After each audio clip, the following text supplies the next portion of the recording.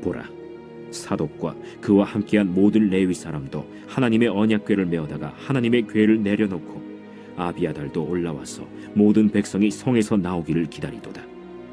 왕이 사독에게 이르되, 보라, 하나님의 궤를 성읍으로 도로 메어 가라.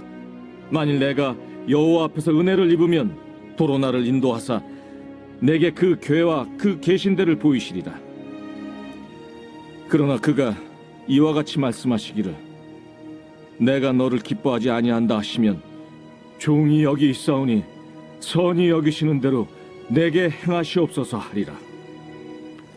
내가 선견자가 아니냐?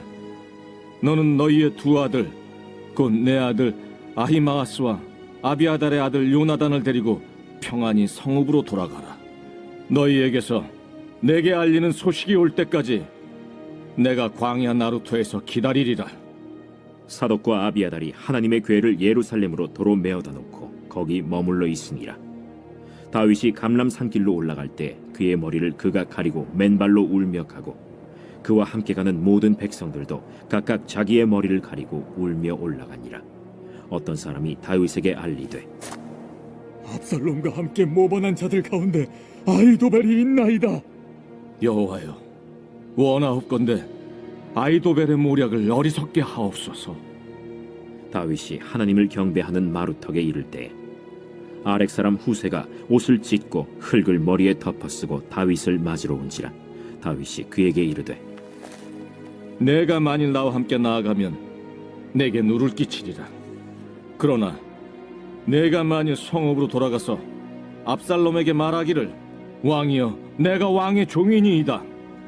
전에는 내가 왕의 아버지의 종이었더니 이제는 내가 왕의 종이니이다 하면 내가 나를 위하여 아히도벨의 모략을 패하게 하리라. 사독과 아비아달 두 제사장이 너와 함께 거기 있지 아니하냐? 내가 왕의 궁중에서 무엇을 듣든지 사독과 아비아달 두 제사장에게 알리라. 그들의 두 아들 곧 사독의 아히마아스와 아비아달의 요나단이 그들과 함께 거기 있나니 너희가 듣는 모든 것을 그들 편에 내게 소식을 알릴지니라 하는지라. 다윗의 친구 후세가 곧 성읍으로 들어가고 압살롬도 예루살렘으로 들어갔더라.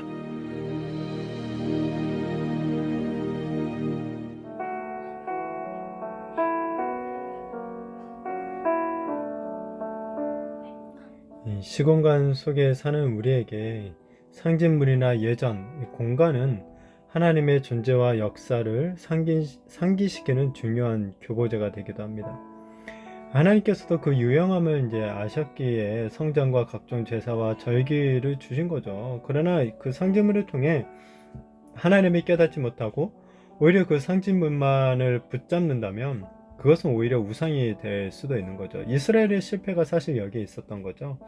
이들은 성전과 율법이라는 상징물에만 매달렸기에 결국 그 상징물이 실제로 가리키고 있는 하나님을 발견하지 못하고 하나님의 뜻에 순종하지 못하고 말았던 것이죠.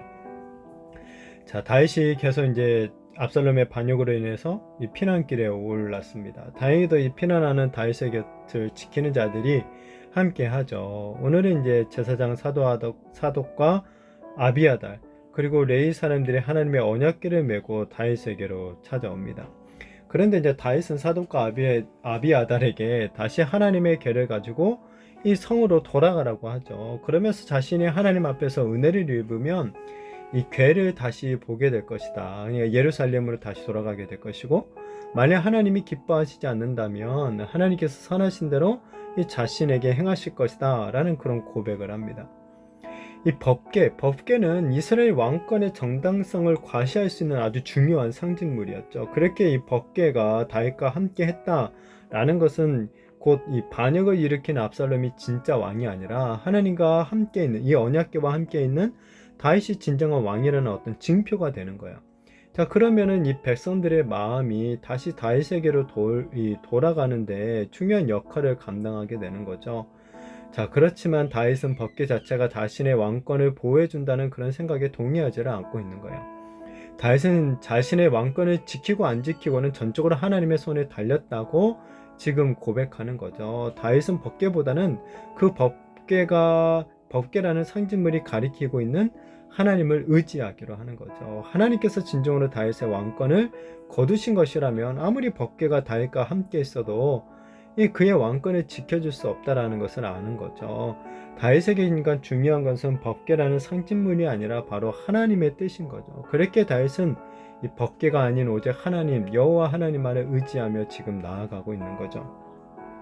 자, 그리고 다윗이 사독과 아비아들을 다시 예루살렘으로 돌려보내는 또 다른 이유도 있죠. 그것은 예루살렘의 사정을 파악해서 하나님께서 정말 다윗을 다시 거두시는지 아니면 버리시는 것인지를 알려주는 그런 역할을 하도록 하기 위해서였습니다. 다윗은 자신과 함께하는 이 조력자들이 자신의 안전을 지켜주는 것이 아니라 하나님께 자신의 안전이 달려있다고 보는 거죠. 그렇다고 그냥 그것도 마냥 손을 놓고 있었던 것은 아니죠.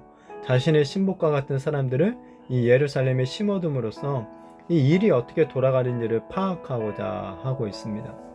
이 다윗은 하나님의 뜻에 자신을 전적으로 맡기는 동시에 자기가 할 수 있는 일에는 최선을 다하고 있는 거예요. 이처럼 생각하고 계획하고 실행하는 것, 이 믿음과 상반되는 것은 아니죠. 우리가 아무리 하나님께 맡겼다고 해서 가만히 있는 것이 믿음이 아니라 현재의 상황에서 어렵지만은 그 상황에서도 해야 될 일을 감당하는 것, 그것이 바로 믿음이 되는 거죠.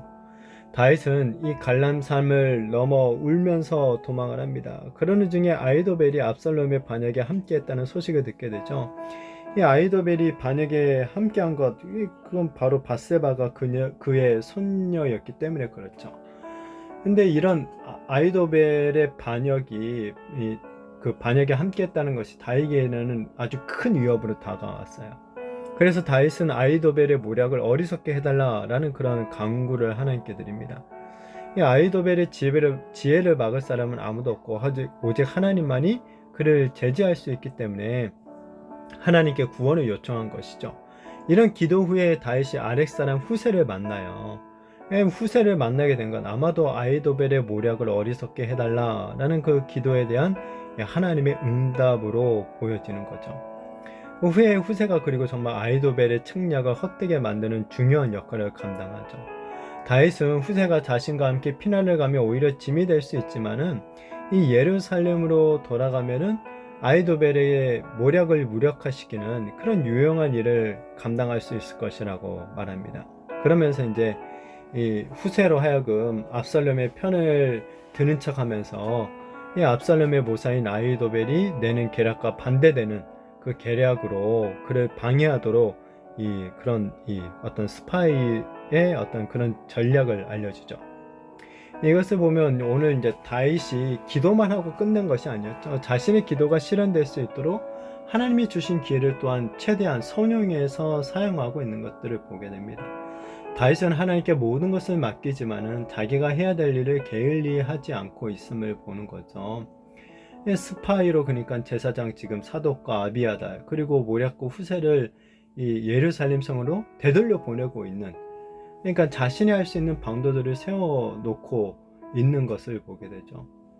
결국에는 어떻게 됩니까? 하나님께서 다윗의 이런 계획들을 사용하셔서 그가 다시 회복할 수 있도록 이 축복을 주시죠. 이것을 보면 기도는 어떤 도깨비 반망이가 아니라는 거예요. 기도는 뭐 갑자기 순식간에 나의 바람을 이뤄주는 것으로 이뤄지는 것이 아니라는 거죠. 오히려 하나님께 모든 것을 맡기는 가운데서도 우리의 그 순종의 행동을 통해 그 기도가 성취되어 나아가는 것이고, 결국에는 우리 자신이 그 기도 응답의 일부가 되게 하는 것이죠.